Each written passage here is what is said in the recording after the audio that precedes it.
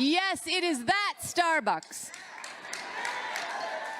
Michelle was a leader of the organizing drive that brought the very first union to any of Starbucks's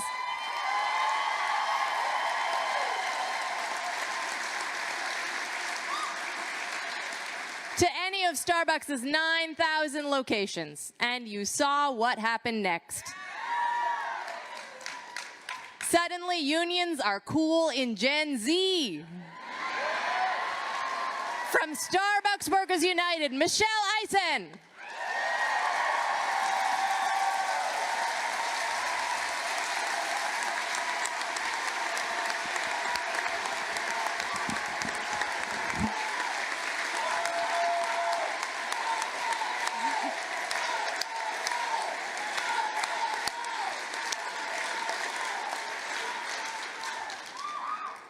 I'm going to start by saying that I am far from Gen Z, but I am more than happy to fight alongside them in this movement.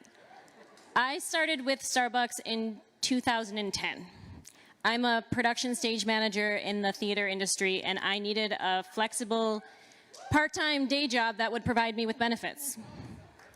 Enter Starbucks, a self-proclaimed progressive company that said that they cared about the environment, the community, and their workers, who they call partners.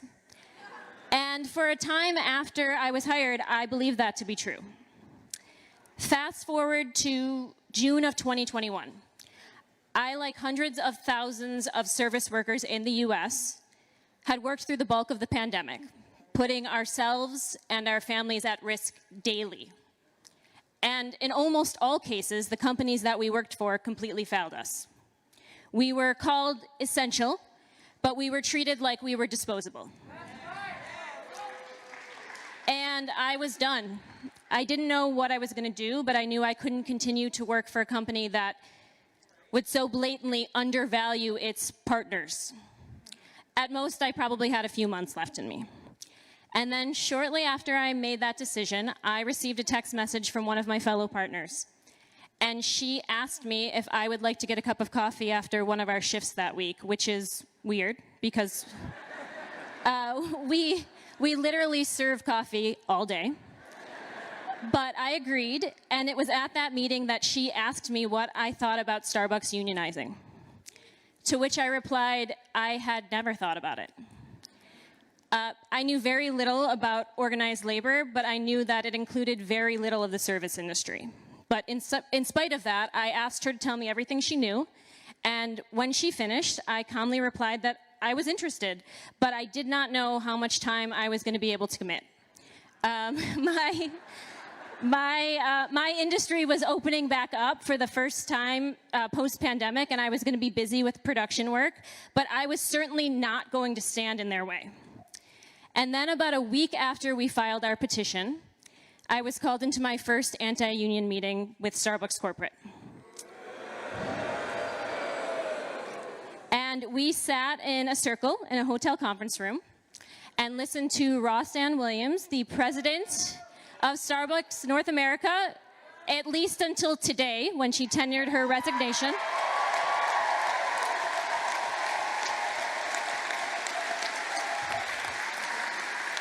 I feel completely comfortable in speaking for my fellow partners when I say we are more than happy to take full credit for that resignation.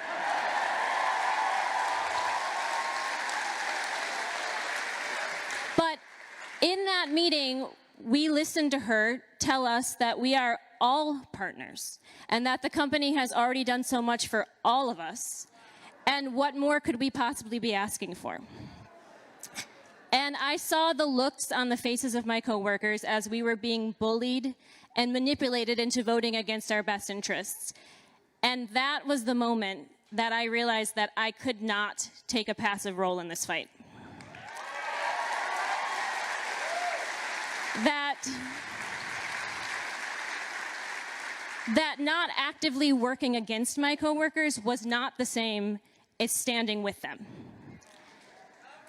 They concluded this meeting by giving us the facts, and that if we needed more information about the union, we should contact one of our union reps. And so with my heart pounding, I raised my hand and I said, I'm a partner organizer, and I would be happy to answer any questions anybody might have about the union.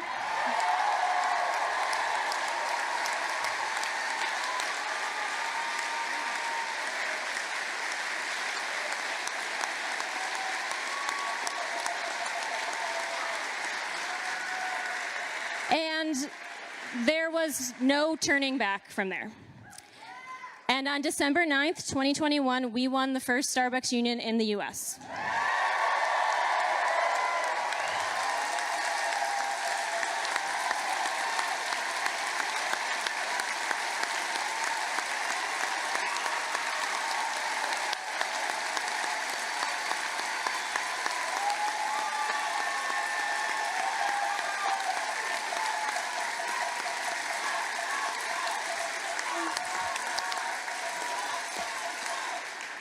And with that, our campaign became a movement.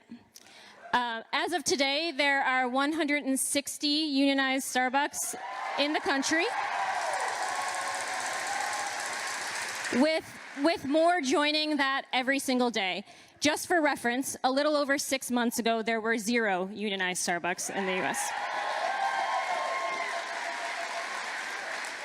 Now, I'm often told that our campaign is different, that it is not like campaigns of the past. And I think there are aspects of that that are true. But I think it's more accurate to say that what Starbucks workers are doing is an extension of what worker organizers throughout US labor history have already done.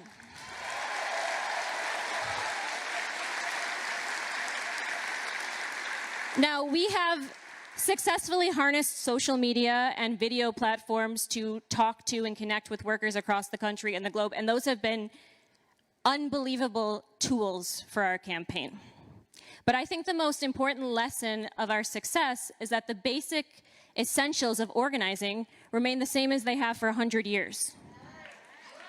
Our movement is rooted in our ability to connect with one another on a human level, through our shared experiences and our workplaces and our industry. And it is using those tools that have been refined from earlier organizing efforts that we have been able to create a movement that is largely worker-led.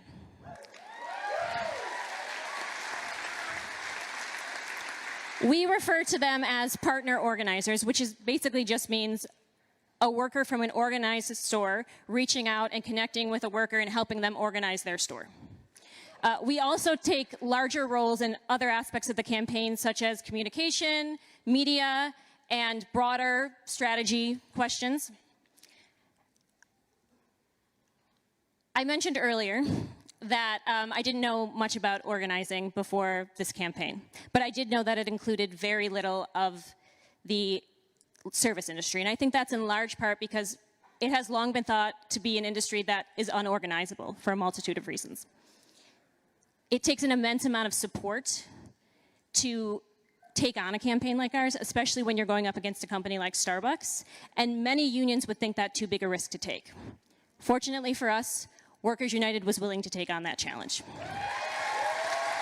We are very lucky to have formed such a collaborative relationship with a union as established as Workers United. Not only is our worker-led movement supported, but it is encouraged and even celebrated by both staff and our fellow union members who have committed $1 million of their dues to a strike and relief fund for our Starbucks campaign. I cannot think of a more fitting example of solidarity.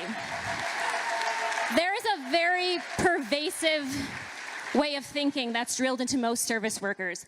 That is that our jobs are unskilled, that we don't deserve fair wages or safe working conditions, and that disrespect is just to be expected on the regular, and if we don't like it, we can work somewhere else.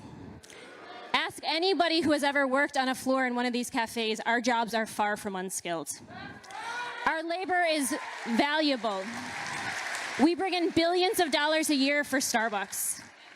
And without our labor, the business would simply cease to exist. So I hope this movement is a step in the direction of changing that way of thinking. Our asks are simple. Listen to our voices when it comes to working conditions, pay us fairly, and invest in our future with the company because we are Starbucks. So that brings us to the final step, right? How do we win this fight? How do we get a contract? We need to continue to support our fellow workers. We need to continue to organize. We need to stand together and condemn Starbucks' anti-union behavior, and we need to ask the public to do the same. We have a pledge going around, if you could all sign that. It is no coffee, no contract, no coffee. Help us build our solidarity and support our movement.